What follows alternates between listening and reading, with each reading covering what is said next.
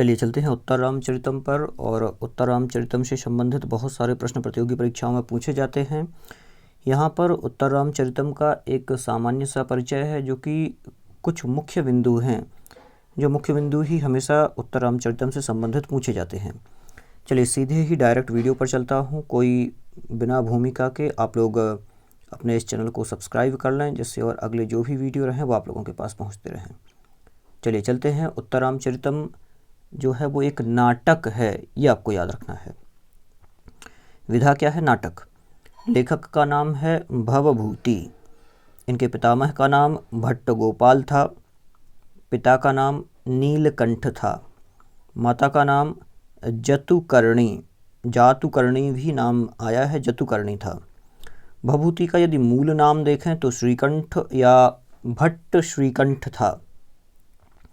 इनके गुरु का नाम ज्ञाननिधि कुमारिल भट्ट था। क्या था? ज्ञाननिधि कुमारिल भट्ट था। और आप लोगों को एक चीज़ और बता दूं कि आप लोग YouTube के भरोसे ही ना बैठे रहें।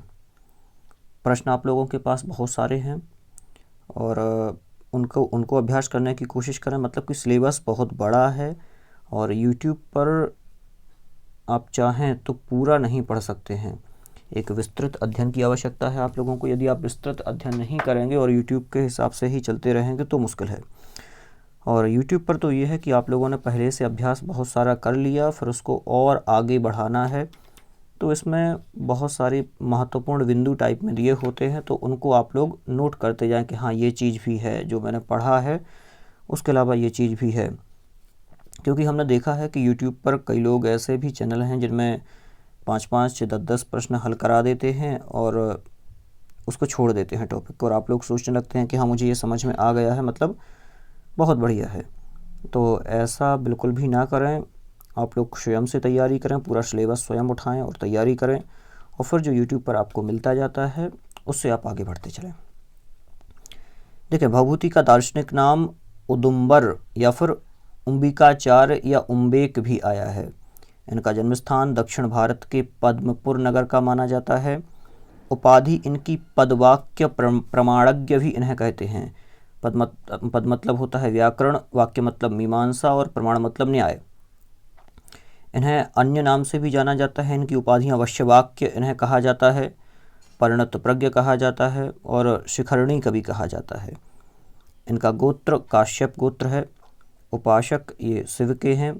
जाति इनकी कृष्ण यजुर्वेदीय तैत्रीय शाखा के ये ब्राह्मण हैं। आश्रयदाता इनके कान्यकुब्ज नरेश यशो वर्मा। इनका समय 650 ईस्वी से 750 ईस्वी के बीच रहा है। लगभग 7वीं शताब्दी का उत्तरार्ध इन्हें मान सकते हैं। इनकी प्रमुख 3 रचनाएं हैं, जिनमें मालती माधव प्रकरण है, महावीर चरितम नाटक है और उत्तर रामचरितम भी एक नाटक है। भवभूति की रीति गौड़ी रीति रही है। भवभूति का प्रिय रस करुण रस रहा है। उत्तर रामचरितम में भवभूति अपने आप को परिणत प्रज्ञ कहते हैं। महावीर चरितम में भवभूति अपने आप को वश्यवाक कहते हैं। भवभूति के नाटकों में अभिधा वृत्ति मुख्य। भवभूति की कृतियों में ओज गुण अधिक है, मतलब कि वृत्तियों में अभिधा वृत्ति और गुणों में ओज गुण। क्षेमेंद्र ने सुब्रत तिलक में भवभूति के शिखरणी की प्रशंसा में उन्हें निरलगत या फिर निरर्गल तरंगिणी भी कहा है। क्या कहा है? निरर्गल तरंगिणी कहा है। भवभूति के तीनों नाटकों में एक बहुत बड़ी विशेषता रही है, जिसमें विदूषक का अभाव रहा है। सबसे बड़ी विशेषता क्या रही है? विदूषक का अभाव रहा है। और विक्रमार्क जो हैं, महाकवि विक्रमार्क, इन्होंने एक पंक्ति कही है, उत्तरे रामचरिते भवभूते विशिष्यते। मतलब उत्तर रामचरितम में भवभूति की विशेषता है। कारुण्यम भवभूतेरेव तनुते, ये अज्ञात पंक्ति है। करुण जो है वो करुण रस, ये भवभूति की विशेषता है, अज्ञात है ये पंक्ति। अब उत्तर रामचरितम के बारे में सामान्य जानकारी ले लेते हैं। इनकी विधा नाटक है। अंक कुल 7 अंक हैं। प्रधान रस करुण रस है। उपजीव्य वाल्मीकि रामायण का उत्तरकांड, पद्मपुराण आदि जो हैं वो इसके उपजीव्य हैं।